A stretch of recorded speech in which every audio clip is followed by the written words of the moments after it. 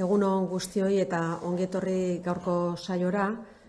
Gaurko Gobernu Kontseiluan jorratutako gaiak aipatu aurretik, urte berria zoriondu nahi dizuet, oparoa izan dadila danontzat eta gipuzkoarrentzat.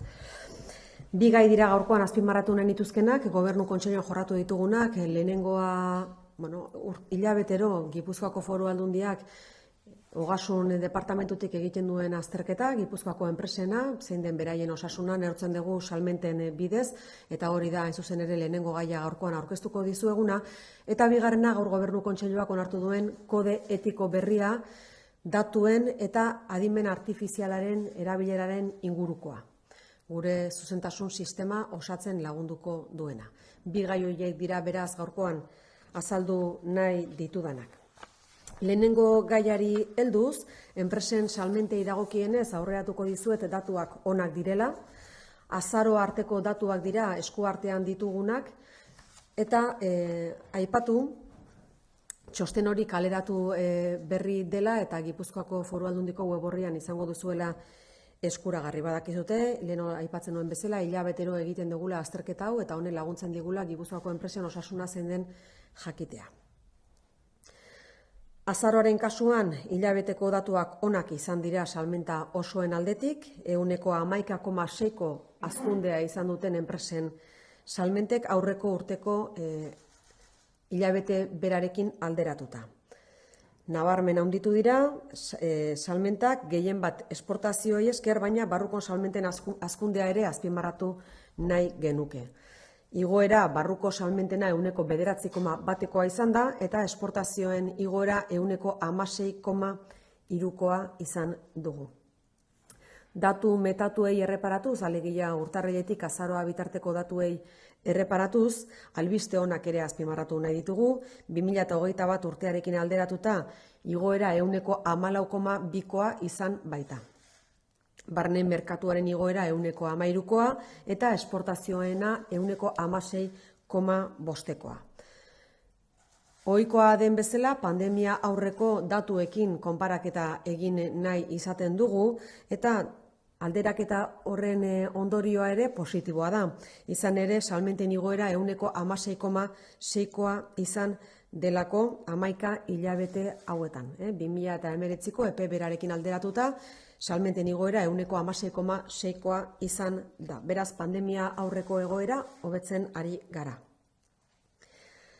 Salmenten atala alde batera utzita, lan merkatuari ere erreparatzen diogu, eta hor ere lan etekinen jasotzaileen kopurua 2,1 igo da, azaroa arte aurreko urteko datuekin alderatuta. Azaroan, eta urteko metatuan 2ko hazkundea izan du, alegia. Azaroan 2,1 igo da aurreko urtearekin alderatuta, eta lehenengo 11 hilabetetan datu metatua 2,2koa izan da hazkundea. Soldaten kasuan, igoera 6,8koa izan da azaroan, eta urteko metatua eren igoera 6,5koa aurreko urteko epe berarekin alderatuta. Konparaketa bera egin nahi izan dugu pandemia aurreko egoerarekin, eta hor bai aipatu nahi duguna da, 11 hilabete hauetan enplegua 1,8 igo dela, 2019arekin alderatuta, pandemia aurreko egoerarekin alderatuta, eta soldaten igoera 9,9koa izan da. Hor ere beraz, datu onak ditugu. Ondorioz gure irakurketa positiboa da, datuek onak izaten jarraitzen dute, egia da prezioen gorakadak honekin zerikusia duela, baina guretzat importanteena da argi dagoela jarduera ekonomikoa mantendu egiten dela, mantentzen jarraitzen duela, eta hori positiboa da noski. Sorpresarik ezean, datu honekin amaituko genuke urtea, abendua artekoa. Aurrera begira ikusirik zer nolako ziurgabetasun egoera bizi dugun, noski gertutik jarraituko dugu ekonomiaren bilakaera, orain arte egiten dugun bezala, eta ekonomiaren sustapenak lehentasun izaten jarraituko du Gipuzkoako Foru Aldundiarentzat. Hori beraz gaurkoan azaldu nahi genuena, enpresen salmentei dagokiena, eta bigarren gaiari helduz, alegia datuen inguruko kode etikoari dagokionez, badakizute Gipuzkoako Foru Aldundiak zuzentasun sistema bat daukala, zuzentasun sistema hori jungera garatzen azkeneko urte hauetan gobernu onaren inguruan, eta bai aurreratu nahi dizuet ikusita zenolako aldaketak datozen datuen ikuspegitik, adimen artifizialaren ikuspegitik, horretan ere aldaketa egin behar izan dugu eta eguneratu egin behar izan dugu gure jarduna edo orduan aurreikusita geneukana. Adimen artifizialaren erabilera, algoritmoena, datuen erabilera oso interesgarria da Gipuzkoako Foru Aldundiarentzat bere aurreikuspenak egiteko garaian, kudeaketa ikuspegitik nola ez, baina aldi berean ere horrek zalantzak sor ditzake datu horien erabilaren inguruan.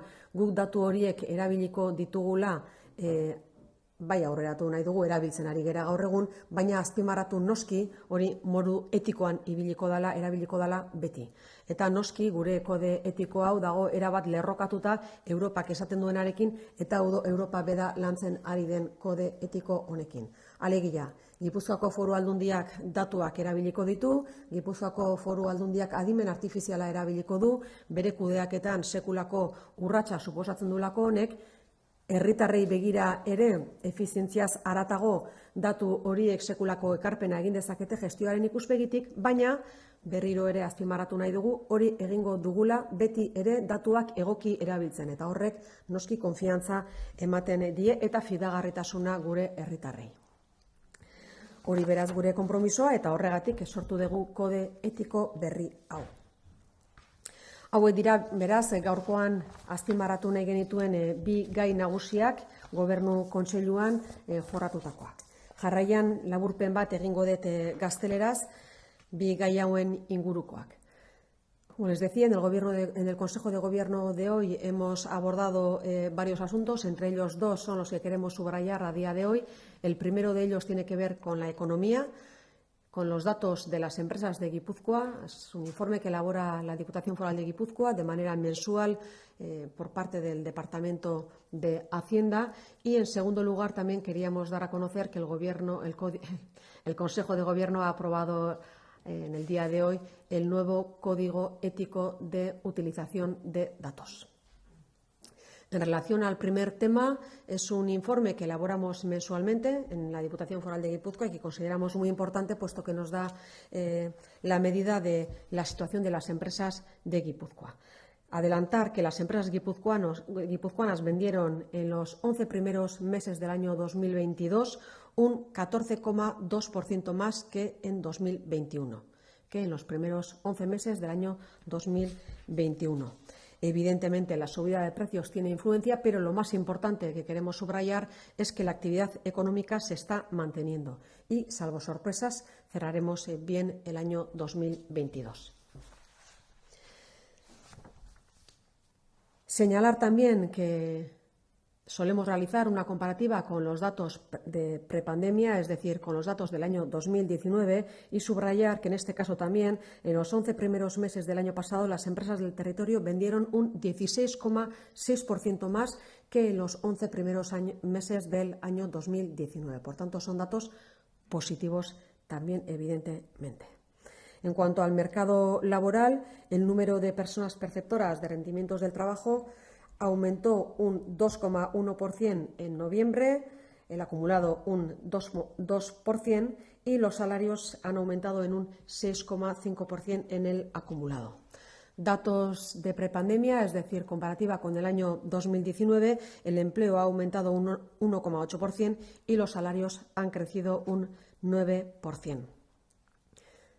De cara al futuro, las incertidumbres o la incertidumbre es importante, pero en cualquier caso la Diputación Foral de Guipúzcoa, como hasta ahora, seguirá haciendo un seguimiento estrecho de la situación de las empresas del territorio y de las empresas y personas más vulnerables.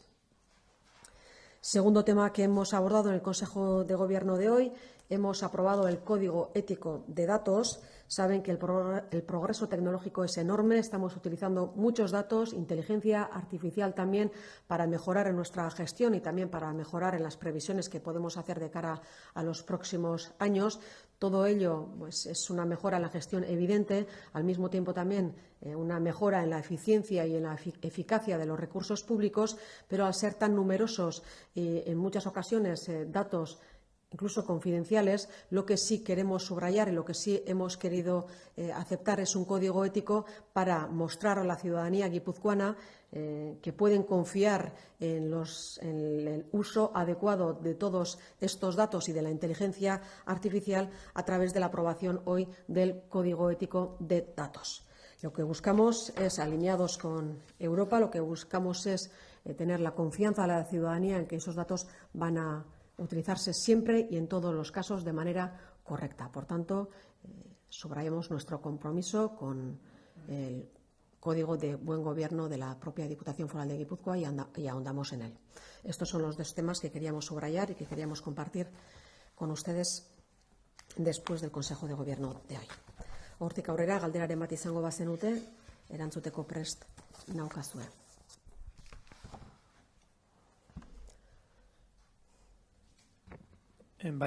Zer irratiak galdetzen du, quería saber si hay fecha para la entrada en vigor del peaje a camiones. Kamioien peajeari dagokionez, oraindik ere ez dago data zehaztuta, urtarrilean zehar izango da, baina oraindik data zehazteke dago. En relación al peaje para camiones, señalar que a día de hoy la fecha está sin concretar, se realizará a lo largo del mes de enero, pero en cuanto tengamos la fecha concreta la daremos a conocer. Bestelako galderarik ez badago, horrela amaituko genuke gaurko prentsaurrekoa. Eskerrik asko danoi eta egun ona izan dezazuela.